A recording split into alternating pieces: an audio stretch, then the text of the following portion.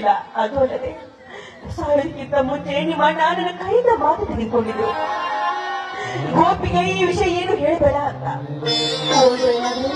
ನನ್ನ ಗೋಪಿಗೆ ಈ ವಿಷಯ ಗೊತ್ತಾದ್ರೆ ಅವನು ಟ್ರೈನಿಂಗ್ಗೆ ಹೋಗುದಿಲ್ಲ, ಅಲ್ಲಿ ಅರ್ಧಕ್ಕೆ ಬಿಟ್ಟು ಹೊರಟು ಬರ್ತಾನೆ ಅಂತ. ಹಾಗಾಗಿ ಈ ವಿಷಯ ನನ್ನ ಮುಂದೆ ಹೇಳಿದಪ್ಪ, ಹೇಳಿದ. ಅಣ್ಣ ಅಣ್ಣ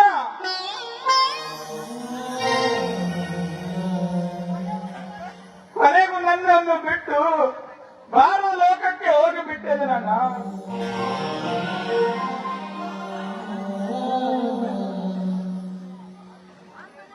ಅಂದು ನೀನು ಹೇಳಿದಂಗೆ ಚೆನ್ನಾಗಿ ವಿದ್ಯಾಭ್ಯಾಸ ಮಾಡಿ ಸರ್ಕಾರಿ ನೌಕರಿ ಪಡೆದು ಚಿನ್ನದ ತಾಳಿಯನ್ನು ತಂದರೆ ಆ ಸಂತೋಷವನ್ನು ಕಾಣದೆ ನೀನು ದೂರ ಹೋಗಿಬಿಟ್ಟಿದ್ದೆ ನನ್ನ, ದೂರ ಹೋಗಿಬಿಟ್ಟೆ.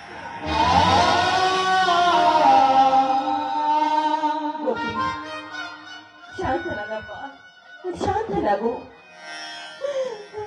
ನೋಡಪ್ಪ, ಮಿಂಚಿ ಹೋದ ಮಾತಿಗೆ ಚಿಂತಿಸಿ ಫಲವಿಲ್ಲಪ್ಪ. ಶಾಂತಿ ಶಾಂತಿ ಇನ್ನಲ್ಲಿದ್ದೆ ಶಾಂತಿ ಅತ್ತಿಗೆ.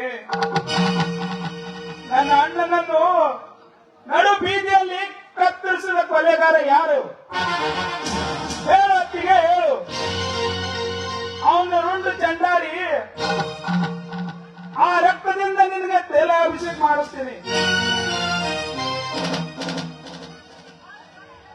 ಇದು ನಿನ್ನ ಪಾದ ಸಾಕ್ಷಿಯಾಗಿ ಹೇಳು.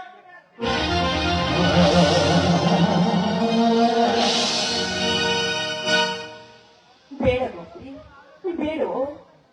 ದಯವಿಟ್ಟು ಈ ಹಠ ಹಿಡಿಬೇಡು. ನಿಮ್ಮ ಅಣ್ಣ ಕೂಡ ಇದೇ ರೀತಿ ಹಠ ಹಿಡಿದು ನಮ್ಮ ಪ್ರಾಣವನ್ನು ಕಳ್ಕೊಂಡ್ಬಿಟ್ರು.